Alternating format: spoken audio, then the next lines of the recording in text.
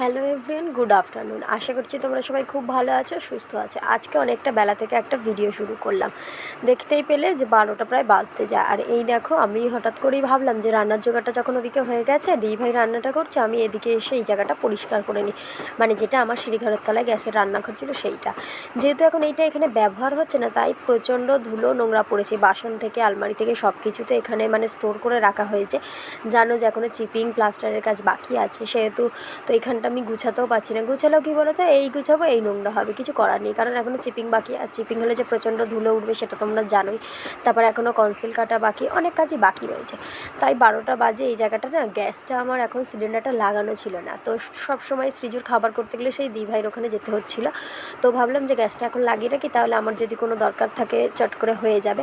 আর একটা জিনিস যেটা খুবই দরকার, সেই জন্যই এই জায়গাটা গুছানো হলো, সেটা হচ্ছে ফ্রিজটা। দেখো, ফ্রিজটা এমনভাবেই ভিতরে রাখা হয়েছিল, আমরা তখন ভাবলাম হয়তো ব্যবহার করব না, তাই এখানে ভিতরে রেখেছি। কিন্তু এই যে প্রচণ্ড গরম পড়েছে, তো তার জন্য একটু ঠান্ডা জলও কিন্তু আমরা পাচ্ছি না। ফ্রিজটা এমনই জায়গায় রাখা আছে, এই বোর্ড থাকা সত্ত্বেও তারটা পাচ্ছে না। আর যেহেতু ফ্রিজের পিছন দিকটা উল্টো সাইডে, তাই কোনোভাবেই হচ্ছে না। তাই ভাবলাম যে ফ্রিজটা ঘুরিয়ে নিয়ে এই দিকটা সামনে রাখি, আর যেগুলো দরকার নেই ওইগুলোই পিছনে রাখি।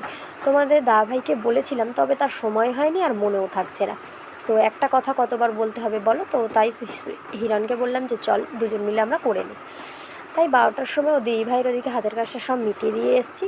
দিয়ে সৃজু এখন খেলা করছে ওর দিদির সাথে। তো আমি এখন চিন্তা করছিলাম যে ঠিক কোন জায়গাটায় ফ্রিজটা রাখবো। তো ভাবলাম যেখানে ছিল সেখানটাই বরঞ্চ নিয়ে আসি। তো হিরণ আর আমি ধরে ধরে অনেক কষ্ট করে ফ্রিজটাকে সামনেটা নিয়ে এসেছি।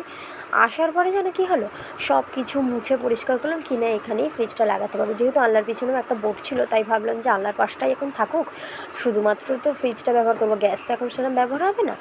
তাই এখানে ফ্রিজটা নিয়ে এসে মোছামুছি ধোয়াধুয়ি যেগুলো পরিষ্কার করে নিলাম। অনেক দিন যেহেতু বন্ধ পড়েছিল, তাই ভাবলাম আগে মুছে নিই। আর একটা জিনিস কী হতো, ফ্রিজটা আনার কারণ হচ্ছে, এক, ঠান্ডা জলের জন্য, আর দুই, ওরা কিন্তু একটু আইসক্রিমের বায়না করছে, যেটা ঘরে আমি করে থাকি।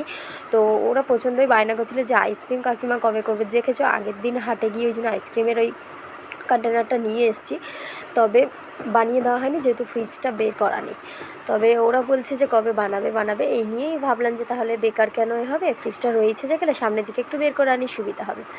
আর একটা জিনিস হচ্ছে, তোমাদের দাদাভাইয়ের জন্মদিন আছে সামনে। আমি যে কেকটা বলে এসেছি, সেই কেকটাও বলছে একদিন আগে দেবে, তো ফ্রিজে রাখতে হবে। তো ভাবলাম যে দুটো কাজই হবে, একটা জিনিস একটু কষ্ট করে বের করে নিই। তাই বের করে নিয়ে এসে প্রত্যেকটা জিনিস ধুয়ে মুছে পরিষ্কার করার পর দেখছি যে বোর্ডের তারটা যেন বোর্ড অবধি যাচ্ছে না, ফ্রিজের লাইনটা।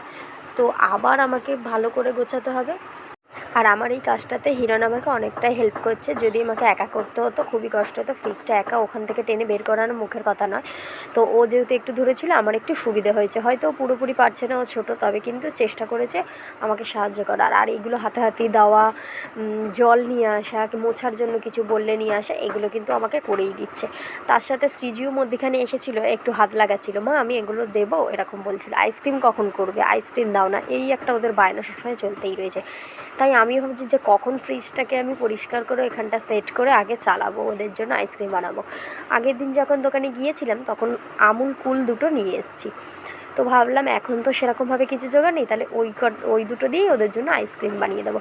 তো ফ্রিজটা যখন দেখলাম যে এখানে সেট হচ্ছে না, তখন আরেকটু টেনে নিয়ে এলাম। তারপরেও দেখছি যেন কিছুতেই কিছু হচ্ছে না। তখন এতটা বিরক্ত লাগছে আর এত গরম পড়েছে, তো ভাবলাম চলো তাহলে আনলাটাকে আমাকে সরাতেই হবে, কিছু করার নেই। ওই জন্য অ্যাট লাস্ট আমি কী করলাম, আনলাটাকে ওখান থেকে সরিয়ে দিলাম। প্রত্যেকটা জিনিসকে একটু এদিক ওদিক করতে হয়েছে। আর আনলাটাকে যদি না ভিতরে সরাই তাহলে হচ্ছিল না, কারণ সিঁড়ি ঘরের তলায় তো জানো সিঁড়ির দুটো দিক সমান নয়, তাই উঁচু কোনো জিনিস রাখলে একদিকে আটকে যাচ্ছে, আর একদিকটা হচ্ছে এরকম একটা সমস্যা হচ্ছে। তাই আমরা রীতিমতো কিছু করার না পেয়ে আনলাটাকে সরিয়ে নিয়ে এসে ফ্রিজটাকে আগে সেট করলাম, আর তারপরে আবার আনলা ভিতর দিকে রেখে পাশাপাশি সব জিনিসগুলো সুন্দর করে গুছিয়ে নিলাম। আর এই দেখো, আমুল কুলগুলো দিয়ে আমি এখন বসিয়ে দিয়েছি আইসক্রিম। তবে মনে হচ্ছে না ওরা আমাকে আইসক্রিমটা জমতে দেবে, এতটাই বিরক্ত করছে যে আইসক্রিম এক্ষুনি চাই আর কি। ভাবছি যে বসালেই হয়তো হয়ে যাবে। তারপরে আমি এখানটা পরিষ্কার করে আগে ঝাড় দিয়ে নেবো, কারণ এত ধুলো পড়েছে এইখানটা পরিষ্কার করতে। আর যত বাসন ছিল ভেবেছিলাম যে একবার ধুয়ে নেবো, তারপর আবার ভাবলাম কি বলো তো, যে যদি আমি ধুই তাহলে তো সেই আবারই নোংরা পড়বে, আর এই বাসনগুলো তো আমি ব্যবহার করছি না, তাই আমার কোনো এমার্জেন্সিও নেই। তাই আবার ভালো করে গামলার ভিতরে রেখে সব কিছু চাপা দিয়ে রেখেছি। যখন ঘর একেবারে পরিষ্কার হবে তখন পুরোটা আমাকে ধুয়ে মুছে পরিষ্কার করে নিতে হবে। তোমরা তো সবই দেখতে পাবে। আর কাজটা অনেক দিন ধরেই হচ্ছে যেন, মধ্যেখানে 2 দিন বন্ধ ছিল, মিস্ত্রি আসেনি, তো যতটা তাড়াতাড়ি সম্ভব করে নেওয়ার চেষ্টা করা হচ্ছে, কিন্তু হচ্ছেই না। কতদিন ধরে নোংরা করে ফেলে রাখবো বলো। তো যাই হোক, আমি এখন এইটা ঝাঁট দিয়ে পরিষ্কার করে নিচ্ছি। আর এই করতে করতে আমার বিকেল হয়ে গেল। আর সন্ধেবেলা আমি গিয়েছিলাম একটু বিকেলটা হতে রোদ পড়তে, একটু কুট্টুদের জন্য ঘাস কাটতে। তারপর এসে ওদের আবার মনে পড়ে গেছে যে আইসক্রিম, তো ভাবলাম চলো তাহলে আইসক্রিমগুলো বের করি। কিন্তু তোমরা তো সবাই জানো 6-7 ঘন্টা না থাকলে তো আইসক্রিম ভালোভাবে জমে না।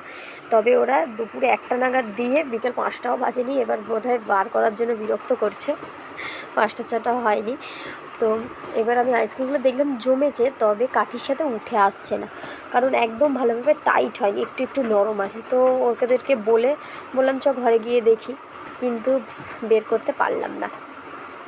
তাই আবার আইসক্রিমটাকে ফ্রিজের ভিতরে দিয়ে দিয়েছি। অনেক চেষ্টা করছিলাম, কিন্তু মনে হলো ভেঙে পড়ে যাবে, তো বেকার খারাপ খাওয়ার থেকে একটু ভালো খাওয়া ভালো, একটু সহ্য করি। কিন্তু কী হলো জানো, বিকেল থেকে পুরো কারেন্টটাই চলে গেল, তো ফ্রিজও বন্ধ, আইসক্রিম গলে আবার যেরকম জল ছিল সেরকমই হয়ে গেল। তো ওদের কপালটাই খারাপ।